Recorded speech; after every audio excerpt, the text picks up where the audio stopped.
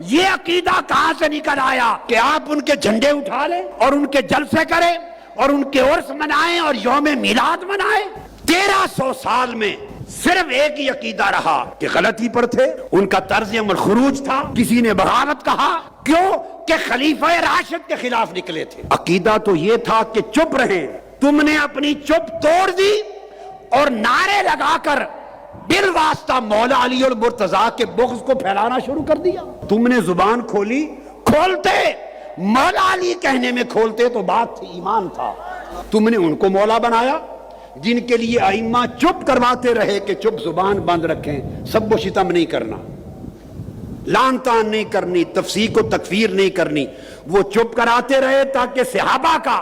کہ جو ایک نسبت ہے اس کی وجہ سے تعظیم رہے، معاملہ اللہ پہ چھوڑ دیں، ختم۔ جب آپ کی بیعت ہو گئی، آپ کی خلافت کا اعلان ہو گیا،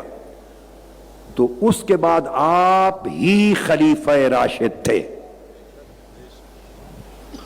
جس نے خاص صحابہ کرام میں سے بوجوہ آپ کی خلافت کو تسلیم نہیں کیا اور کوئی اقدام کیا، اس کو ائمہ اہل سنت نے اول دن سے آج تک اس کو خروج اور بغاوت قرار دیا ہے۔ جس نے مولا علی المرتضیٰ کے زمانے میں ان کی خلافت کو قبول نہیں کیا اور کوئی اقدام کیا، اس کو ائمہ اہل سنت نے بالاجماع بغیر اختلاف کے خروج اور بغاوت قرار دیا، اور اس طبقے کو خود آقا علیہ الصلوۃ والسلام نے بغاوت قرار دیا تھا، حضور علیہ السلام نے بغاوت قرار دیا تھا۔ عقیدہ یہ ہے، اختلافات ہوئے مگر کسی مسلمان کو اہل سنت عقیدے میں یہ حق نہیں کہ وہ صحابہ کرام میں سے کسی پر زبان تان دراز کرے۔ دو چیزیں ذہن میں رکھ لیں، خاص طور پہ جو مشاجرہ ہے وہ جنگ صفین کا زیادہ معروف ہے، جو اس وقت میں گفتگو میں لوں گا۔ جو ایک طرف مولا علی شیر خدا ہیں اور وہ خلیفہ راشد ہیں، دوسری طرف ایک طبقہ ہے جس میں کچھ صحابہ بھی تھے اور باقی تابعین اور غیر صحابہ بھی تھے جنہوں نے خروج کیا آپ کی خلافت کے خلاف۔ ان کے سربراہ یا ان کو لیڈ کرنے والے حضرت امیر معاویہ رضی اللہ تعالی عنہ ہیں، وہ بھی صحابی ہیں۔ اب سن لیں، حضرت امیر معاویہ رضی اللہ تعالیٰ عنہ کہہ رہا ہوں، صحابی ہیں۔ اہل سنت کا 1300 سال میں یہ عقیدہ رہا ہے کہ وہ حق اور خطا کا امتیاز کرتے رہے، صحیح اور غلط کا امتیاز کرتے رہے، مگر صحابی میں سے کسی کی شان میں زبان تان دراز نہیں کی۔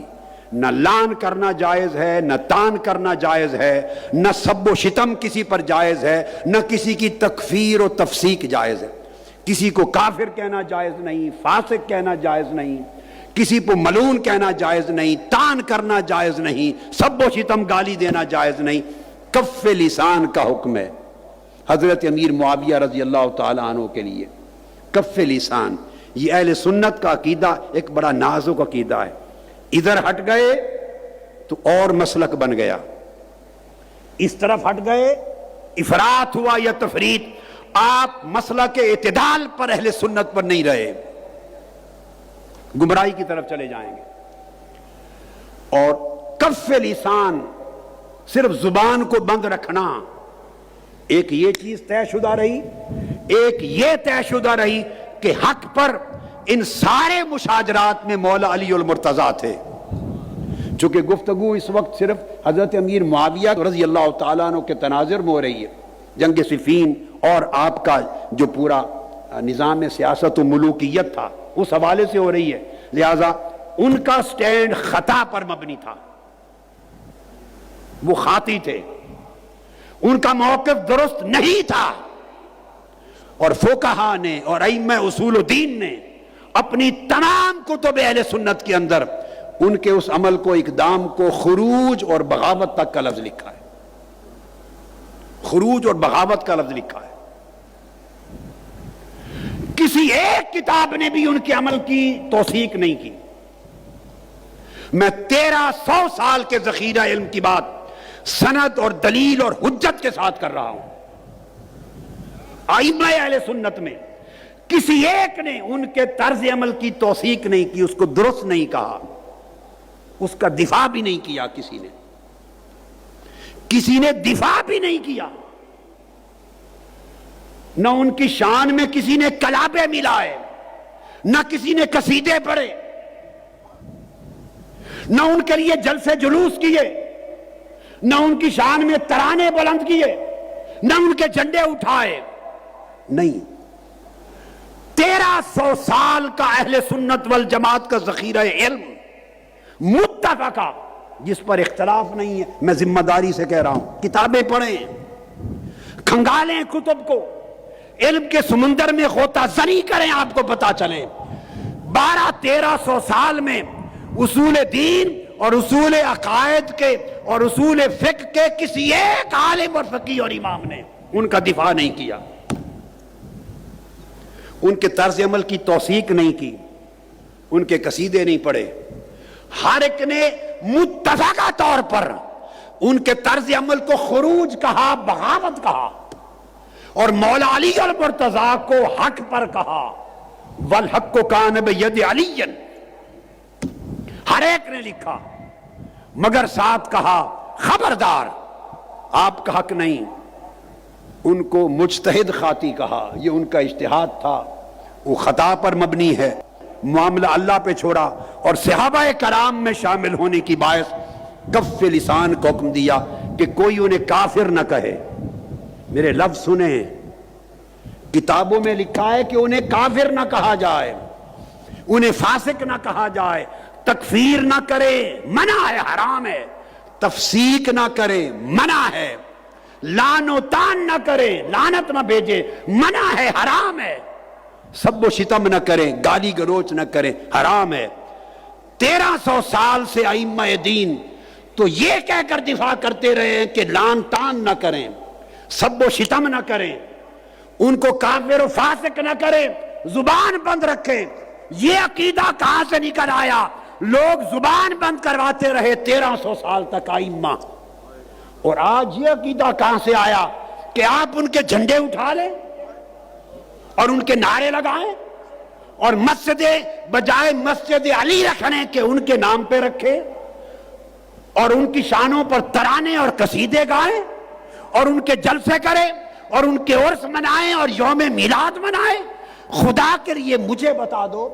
1300 سال میں یہ عقیدہ میں نے اپنی زندگی میں نہیں دیکھا۔ نہ اہل سنت والجماعت جو بریلوی مکتب فکر کہلاتا ہے، نہ ان کے ہاں دیکھا، نہ اہل سنت والجماعت میں جو علماء دیوبند ہیں،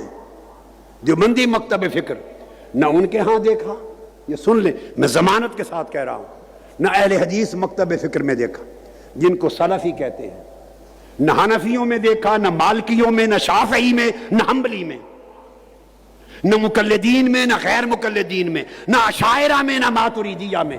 نہ علماء میں، نہ صوفیاء میں، نہ محدثین میں، نہ فقہاء میں۔ 1300 سال میں صرف ایک ہی عقیدہ رہا کہ غلطی پر تھے، ان کا طرز عمل خروج تھا،